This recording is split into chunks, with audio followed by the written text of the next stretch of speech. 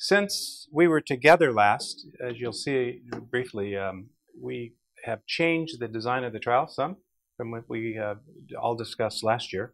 We were doing an exploratory trial with about 80 patients. It's now converted into a pivotal trial with a minimum of 200. The FDA wants at least 100 in each arm. We are planning for 250, 125 in each arm. We'll talk a little bit more about that. So that's the significant change, along with Dr. Makauka joining us and sort of leading the way.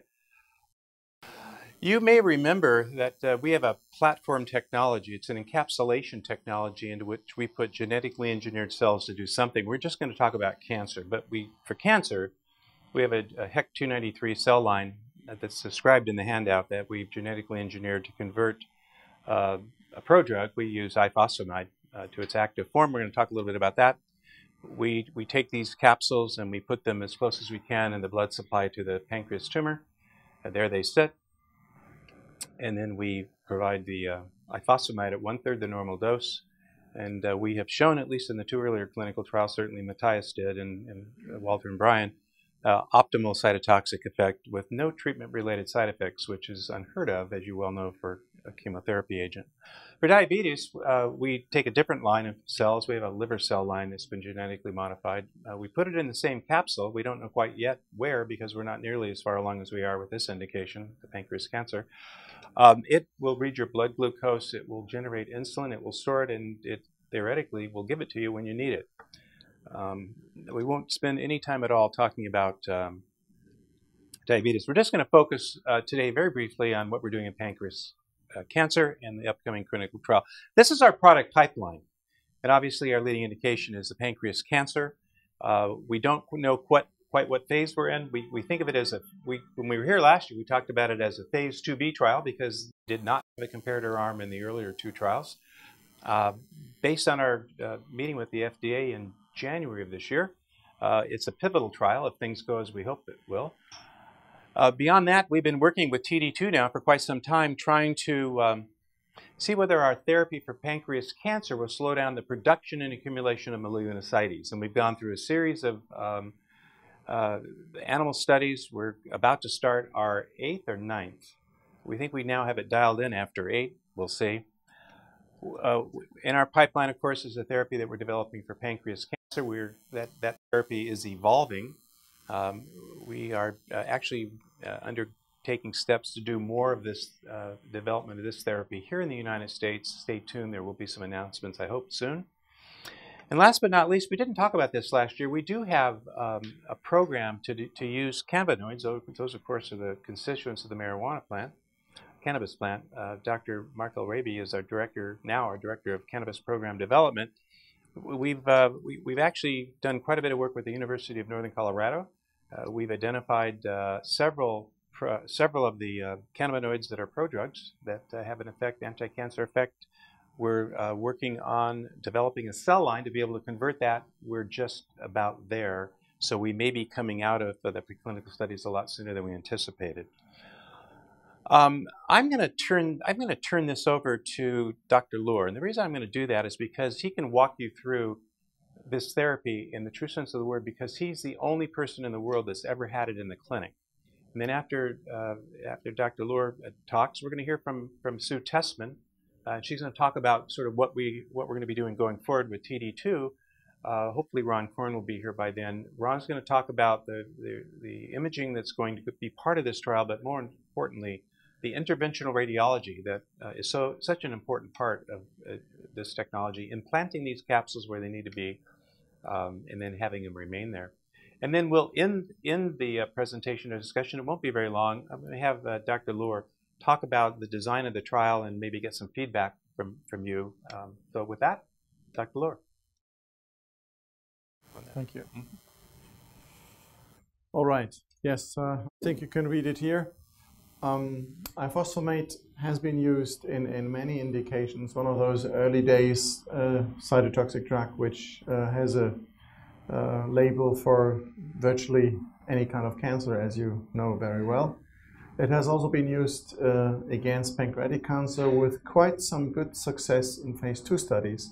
However, the toxicity in this elderly patient population was such that it couldn't really be given, and in particularly some psychoneurological side effects prevented it from being given on, and that's why this was then left behind at a time when basically 5-FU and then later on gemcitabine entered the market. And there is even a quite peculiar treatment with methylene blue of these psychoneurological side effects which come with ifosfamide. So the way we have developed this really from in vitro over preclinical animal models towards the clinic is that we thought we should put the site of the conversion of ifosfamide, which is a prodrug, as you know, from the liver towards the tumor, and in so doing reach very high levels of the very volatile first metabolite, which is the 4-hydroxyifosfamide, at the site of the tumor, because the half-time of these of this first metabolite is within seconds, 60 to 90 seconds in the circulation. This is the principle. The capsules containing these cells which express cytochrome 2b1, which is the lead enzyme converting the ifosfamide into the first active metabolite, are then placed angiographically into a vessel leading towards the tumor. We'll see this in a minute in angiography, and then you would systemically treat with a very low dose of ifosfamide. You see the conversion here, basically in a vessel. And this is basically just showing the metabolism of the ifosfamide, the 2b1 cytochrome P450, into then the first active compound, and then the metabolism goes further into two active compounds, which is the isophosphoramide mustard, which is against the DNA alkylation, which is the method of treatment here, or action rather, and acrolein, which is also alkylating proteins. This is basically now the view of the angiography. On the A panel, you see an overview, and then you go in B into an artery leading into the tumor. It's a so-called supraselective angiography.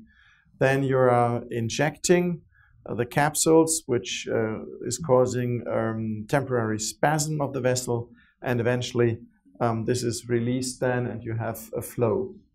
I would like to point out that we did quite some extensive animal studies, both in vivo and then in an ex vivo, where we have shown that by placing the capsules into the artery, you will just reduce the flow, but it's not an embolization. These are 300 capsules which do not block the blood flow, but just slow down the perfusion. This is very important to realize. Okay, now you all know, as practicing oncologists, today's standards in the treatment of pancreatic cancer. This is number one, the combination of gemcitabine with Abraxane, which is a novel drug, albumin-bound paclitaxel. I was the PI on the competitor study with the liposomal paclitaxel, which didn't make it to the market, but it worked as good as the albumin-bound paclitaxel. And then a combination of old cytotoxic drugs, just a very tough scheme, which most of the patients cannot take at full strength. But it's working considerably well in patients who can take, say, at least 70 to 80% of the drug. But I mean, it comes at a price, and this is, of course, the side effects, which are less in the Abraxane gemcitabine scheme. So where's the unmet medical need here, where we thought this concept of the local conversion would work best? And this would probably be a locally advanced tumor without metastasis, where you do have some first-line options, but certainly no other options to treat any further, in contrast to, say, the adjuvant and then even the palliative situation where you do have for first and second line therapy some options left. So the goal here is really to use these capsules together with low-dose ifosfamide as a so-called consolidation therapy after abraxane and gemcitabine in those patients where with the treatment you didn't reach operability, but there's also no progress. And this is about 2/3 of the patients with locally advanced tumors, 50% to 2/3, something like that. So as Ken pointed out, we had a quite productive, I should say, meeting with the FDA pre-IND meeting. And as a result, it was decided that this will now be a pivotal study, 2-armed, randomized, mostly conducted in the United States and then in Europe. And again, it should be the encapsulated cells together with low-dose ifosfamide. And there will be one lead CRO, which will be TD2 here in the US, also overseeing the things in Europe, where we will have another CRO, which will be CNS.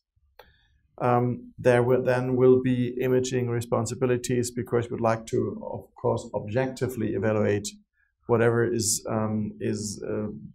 coming out of this study. And we still would like to start in the 4th quarter of this year. And once more, the study at this moment is laid out for those patients with locally advanced tumors which are inoperable and have responded after first-line gemcitabine abraxane therapy so that there is no further progress, but have not sufficiently responded so that they could be operable, that is, have resectable tumors. This will be a randomization, and the comparator, and this is something we should discuss, should be either 5-FU in the way with 2,000 milligrams as done in the Napoli trial, and maybe physician's choice, oral capecitabine, but no radiation. And the treatment group would then receive 300 of those capsules, which are pre-made now in these syringes or vials. You want to show? And then we have at primary endpoints overall survival and secondary endpoints progression-free survival and objective response in terms of RECIST criteria. Because from the initial 2 trials, we have some indication that even the quality of life and the pain might be less. This will be an integral part of this study as well, contributing to the secondary endpoints. Yes, and the PI will be Manuel Hidalgo. I'm just quote-unquote consulting the company as the PI on the first trials, and a very important person who has been the champion of the abraxane gemcitabine trial, as you know very well, and is playing a major role at TGen and TD2 is Daniel van Hoff. With this, I think we are through my part of the presentation. Okay. Any questions here, comments?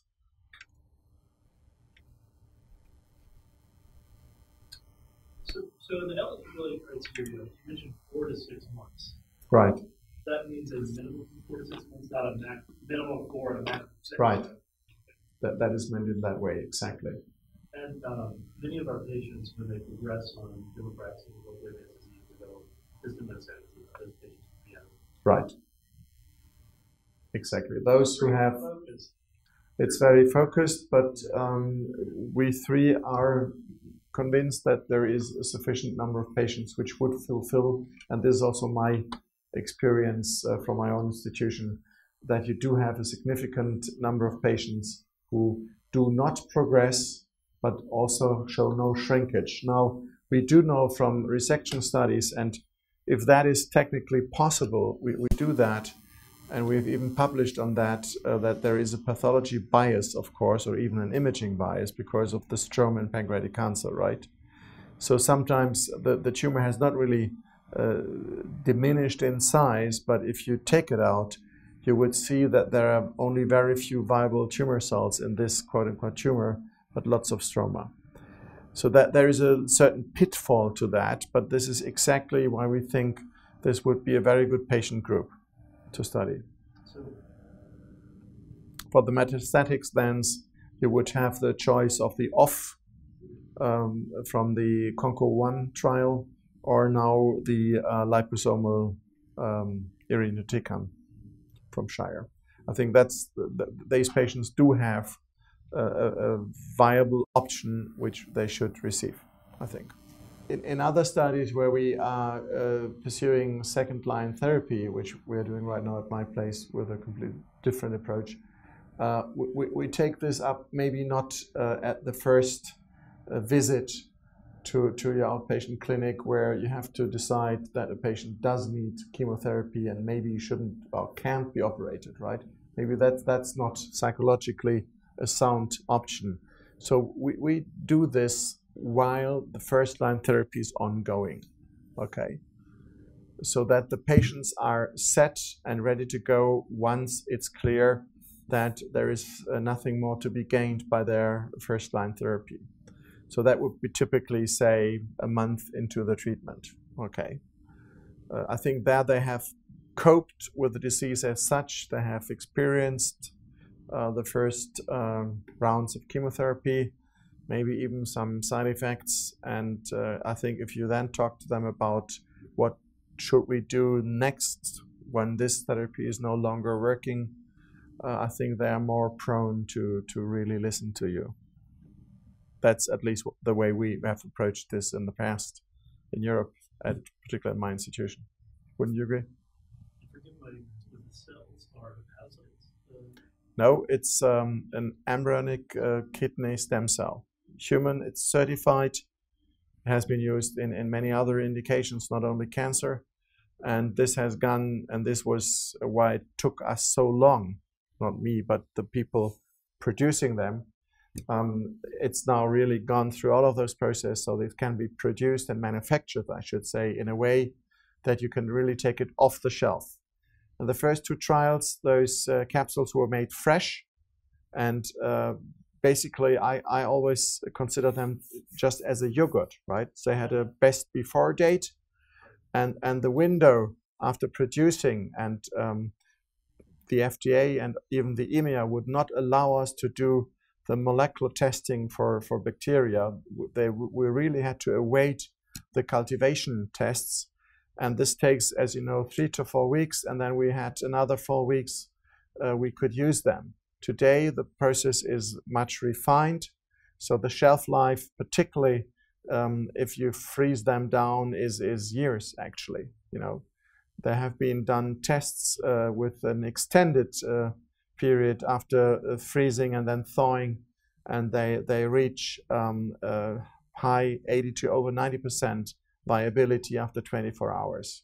So this is really what brought, I think, this really into the vicinity of being a product in the end, which certainly wasn't the case 20 years ago, that you can have this in your unit in radiology or wherever you would like to store that in the freezer. You have a patient, and then off you go. Of studies both in mute mice, also in immunocompetent animals, there is a very sparse immune reaction around those capsules. So in contrast to other encapsulation agents, namely alginine, this is not so immunogenic. So they lie there, of course, and you have a little bit of macrophage reaction, but not that much.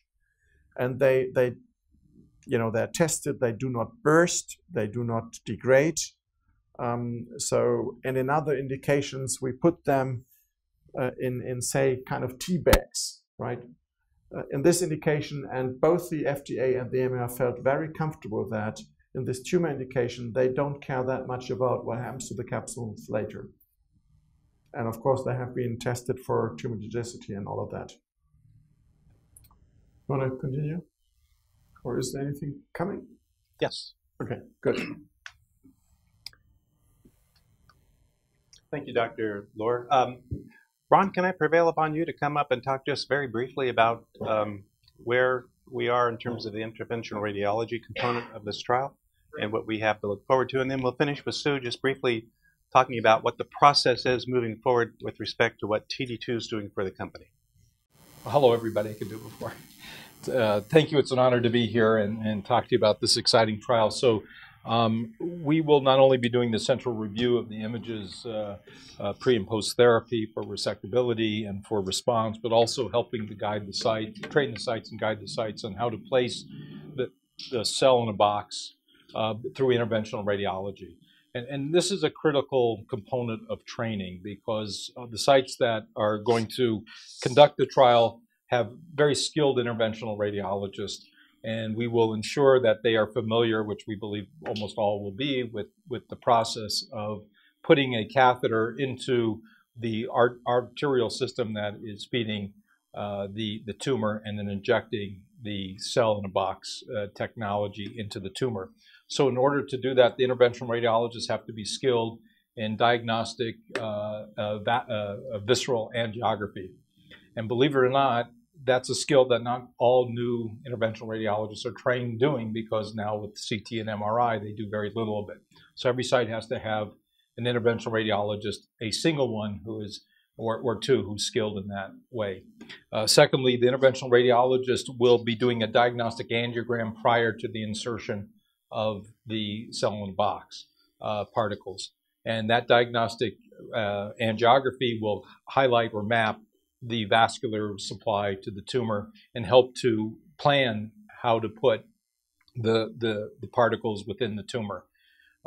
Those images will be collected and also evaluated centrally just for appropriateness. You know, once the particle goes in, there's not much you can do. So we're not going to be doing real-time guidance of where they're going, and patients won't come back for 2 diagnostic angiographies.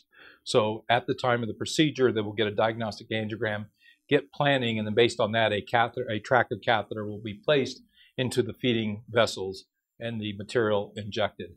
And then there should just be routine post-procedure care after that. There will also be a diagnostic procedure, I should say, before they're released from the angiography suite to show that they've been captured and that the diagnostic angiogram shows contrast going around the cell in the box. This should not be an occluding thing. So this is not a coil that you put in there. This is really trapping based on the particles getting down to the capillary beds. So, and there will not be any shunting studies done beforehand to see if there's aberrant shunting to the stomach or other vessels that you might do in other procedures like yttrium labeled particles that you would do for liver metastasis. You want to make sure you don't slough off the stomach in that situation. But here you don't have to worry about figuring out any shunting issues with blood flow and the particles going elsewhere.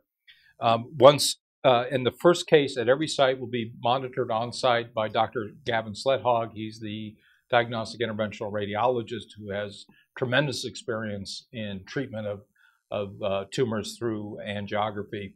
And he'll be at every site. The interventional radiologist, prior to doing their first case, will get a manual of how to do the procedure. Dr. Sledhog will be there for the first case and will be helping them understand the concepts of how to place this, where to place this, and some strategies in treatment planning for placement of these particles. And then every case afterwards, Dr. Sledhog and or one of the other interventional radiologists will look at the scans post-procedure and make sure that things have been done correctly and that there's no aberrant findings or issues that have arisen. We're also going to do, after the first couple cases, we're going to videotape the whole procedure. That's done at one site locally at the Honor Health site next to TD2, so that we can have this training disc available for the interventional radiologist. You know, if they're not doing this every day and they want some brush up, they'll have the video for them. Overall, we think that this is a very safe procedure. We think it's straightforward. It's not different than other sorts of interventional procedures that they do with tumors. So we don't foresee any unexpected consequences of the procedure. And we defer to Dr. Lower, who has done most of these cases for advice and guidance in that regards. So happy to answer any questions you may have. I was very much concerned, and this is why we also did a large animal study with this angiography, that the patients, in that case the pigs, would develop some kind of pancreatic affection, as in pancreatitis. But that was obviously not the case. Some of the animals had some slight elevation of pancreatic enzymes, but none of, I don't know, 30 or so pigs we did developed overt pancreatitis. And the same was true for the more than 30, almost 40 patients we treated in the first 2 clinical studies, right? So I can just underscore this is indeed a rather safe procedure. Mind you, it's not an embolization where you take thousands of particles, you just take 300. Thank you, Dr. Korn. Just a brief word of where we are. Since we've been together last, I think we had actually audited the facility where these capsules are being produced. Right now, we're good to go. We're actually in the validation process over in Bangkok where it's being produced. We expect our trial material to be here in late Q3. Since we were together last, I think at the meeting this time last year, Dr. Hidalgo agreed to be the PI, which we've already learned about. We had the pre-IND meeting with the FDA in January of 2017. This year, the trial design is completed. The protocol is being finalized, subject to some feedback from this group. The IND application is feverishly being prepared, and the trial sites are being identified. One of the nice things about having this meeting is getting feedback from those of you that we hope will be involved in the trial. And last but not least, what I'd like to do is have Sue Tessman, the Director of Clinical Operations for TD2, come up and explain kind of what we have to look forward to from TD2's perspective. So Sue Tessman, Director of Clinical Operations from TD2, and we're privileged to have already worked with PharmaCyte on a lot of the preclinical development and are looking forward to taking this, the science, it's all the hard work that's been done, and taking this actually into the clinic, into patients here in the United States. So we'll be working with the finalization of the protocol, as Ken mentioned, helping to submit that IND and work through the regulatory process. Sites are being identified as we speak already. We'll be working on having the hub sites, which will be trained by Dr. Korn's team for the implantation of the cells, and then also satellite sites. We're envisioning those hub sites to be around the country, regionally located, with then satellite sites that can identify patients, have them go to the hub site for the implantation procedures, and then back to their satellite home site for the follow-up treatment on the study. The team at TD2, very robust. We do soup to nuts clinical research from the very beginning to the very end. So site feasibility, getting those sites up and running, helping the sites with all of their regulatory documentation that they need for approvals to run the study with their IRBs. We'll be working on database development and then training the sites on the database, making sure that everyone's very clear on what data needs to be collected, in what order, and how to get that entered in a timely manner. You've all done clinical research, you know the steps. We'll have monitors, CRAs that are regionally based, which will come to the sites, monitor that data. We'll work on real-time query resolution so that as we go throughout the trial, we're cleaning that data as we go, which then helps us with interim reporting and things that are needed as the data is needed throughout the trial.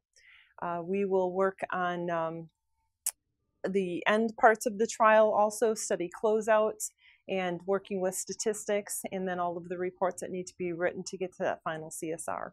So all the basic steps of the clinical research trial in a minute here. A lot of work has gone into this already from the science, and the operations is yet to come. So we're very excited to get to that point. Any questions at all? Okay. Thanks. Thank you, Sue, and thank you all for coming. The best part's yet to come. That's the hors d'oeuvres and the drinks that we've been waiting for, and you shouldn't leave early. thank you again to Matthias and to every one of you that have come so far to be here with us. We're super excited about this trial. We've worked long and hard for a little over 3 years, virtually 7 days a week, pretty much around the clock, and we're there. We're sort of in the home stretch. We need to enroll that first patient. Hopefully that won't be too far down the road, certainly before the first of the year. Thank you again.